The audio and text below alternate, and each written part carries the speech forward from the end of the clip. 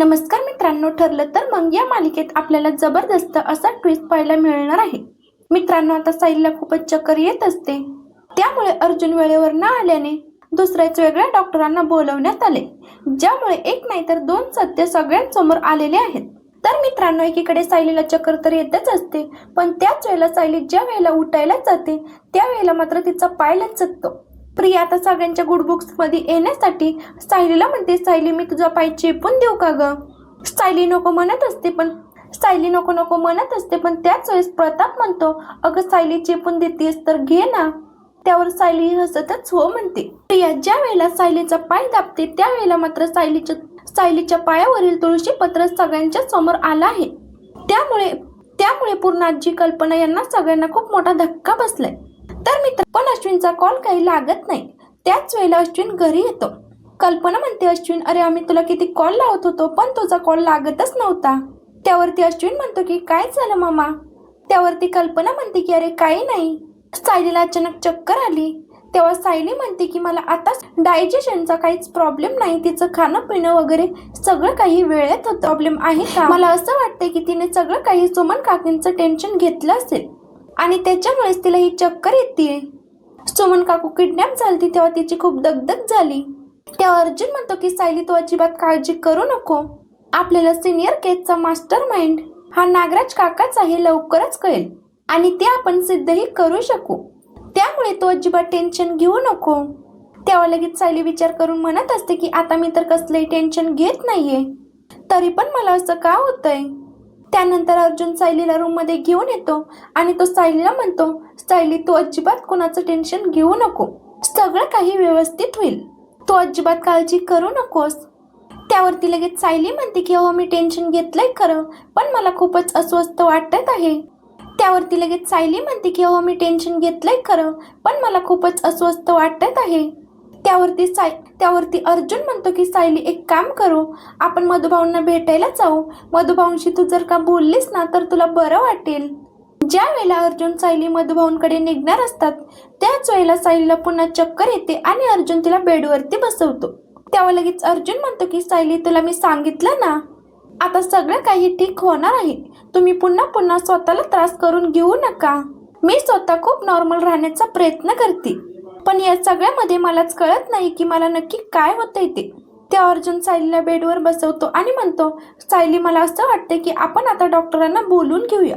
अश्विनने तुला चेक केलं असतं ना तर बरं झालं असतं, पण त्याच वेळेला अश्विन हॉस्पिटलमध्ये निघून गेलेला असतो आणि त्याला एक इमर्जन्सी केस असते. अर्जुन म्हणतो की मी एक काम करतो, मी दुसऱ्या डॉक्टरांना बोलवतो, तुम्ही बसा इथे. सायलीची चक्कर काही थांबत नाही आणि सायलीला खूपच त्रास होऊ लागतो, पण सायलीला मात्र काही चैन पडत नाही. ती अर्जुनला म्हणते, अर्जुन सर मला मधुभाऊंना भेटल्याशिवाय काही चैन पडणार नाही, मी त्यांच्याशी बोलले ना तर मला बरं वाटेल.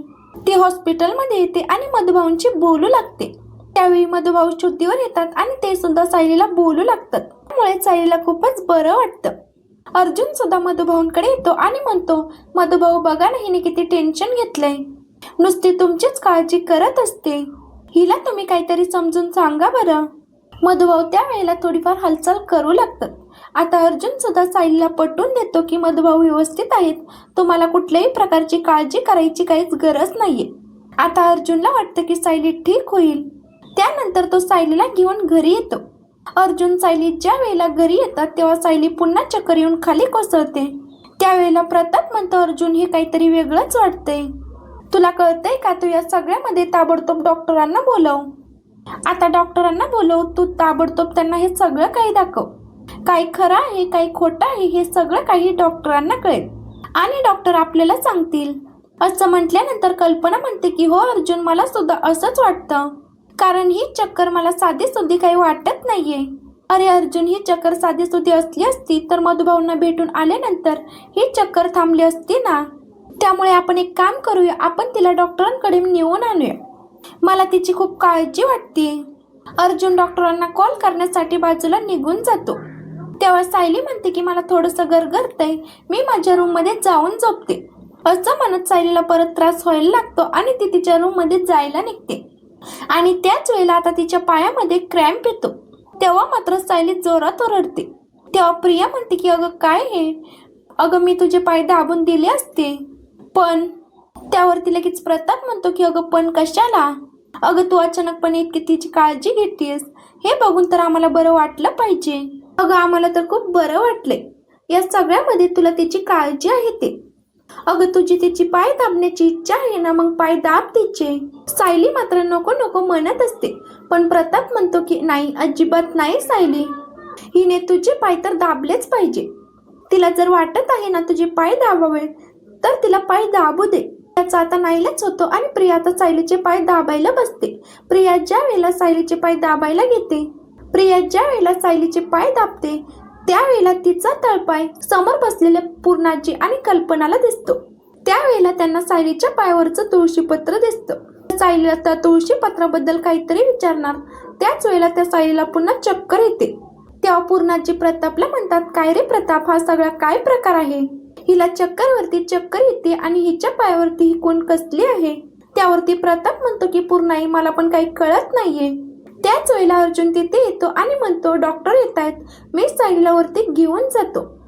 ज्या वेळेला अर्जुन सायलीला वरती घेऊन जातो त्यावेळेला मात्र कल्पना, प्रताप आणि पूर्णाजी बोलू लागतात.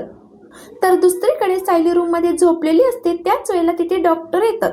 डॉक्टर सायलीला चेक करतात आणि डॉक्टरांना सायली बद्दल खूप मोठी गुड न्यूज समजते. इकडे मात्र खाली कुसुम मधुभाऊंना घेऊन घरी येते. मधुभाऊ घरी आलेले पाहून सगळ्यांनाच खूप आनंद होतो. मधुभाऊ आता पूर्णपणे रिकवर झालेले असतात. मधुभाऊ विचारतात, माझे साऊ बाळ कुठे आहे? त्यावर लगेच पूर्णाजी मधुभाऊंना बसायला सांगतात आणि त्यांना पाणी देतात आणि मधुभाऊंना सांगतात सायलीला खूप चक्कर येते म्हणून डॉक्टर तिला चेक करत आहेत. तेव्हा पूर्णाजी घरातील सगळेच जण मधुभाऊंच्या तब्येतीची विचारपूस करतात. तेव्हा मधुभाऊ म्हणतात की मी एकदम ठणठणीत बरा झालो आहे. त्यानंतर मधुभाऊ सांगतात की मला तुम्हाला काहीतरी सत्य सांगायचं आहे. तेव्हा पूर्णाजी म्हणतात, काय सत्य सांगायचंय? तेव्हा मधुभाऊ म्हणतात की माझी साऊ बाळ आहे ना, तीच खरी तन्वी आहे आणि ही प्रिया खोटी तन्वी, ती तुम्हाला फसवतीये. आता मात्र त्यांचा विश्वास बसत नाही. पूर्णाजी म्हणते, म्हणजे थोड्या वेळापूर्वी आपण सायलीच्या पायावरती जी काही खून पाहिली होती ती तुळशीपत्राची खून होती, म्हणजे सायलीच खरी तन्वी आहे. त्यावर मधुभाऊ म्हणतात की हो, सायलीच खरी तन्वी आहे आणि हे सत्य मला कळालं होतं, म्हणूनच मला कोणीतरी मारण्याचा प्रयत्न केला होता. त्याच वेळेला डॉक्टर खाली येतात आणि डॉक्टर म्हणतात की गुड न्यूज आहे. गुड न्यूज आहे म्हटल्यानंतर सगळ्यांनाच खूप आनंद होतो. तर मित्रांनो, आता एकाच वेळेला दोन सत्यांचा उलगडा झालाय. ते म्हणजे मधुभाऊंनी केलेल्या एका सत्याचा सायलीच खरी तन्वी आहे आणि दुसरी म्हणजे सायलीने गोड बातमी दिली आहे. त्यामुळे सुभेदारांच्या कुटुंबात आनंद होणार आहे. पण आता रविराजांना हे सगळं काही कळल्यानंतर रविराज प्रियाला काय शिक्षा देतील हे पाहणं खूपच रंजक असेल. असेच मालिकेंचे पुढील अपडेट पाहण्यासाठी आपल्या चॅनलला नक्की सबस्क्राईब करा. धन्यवाद.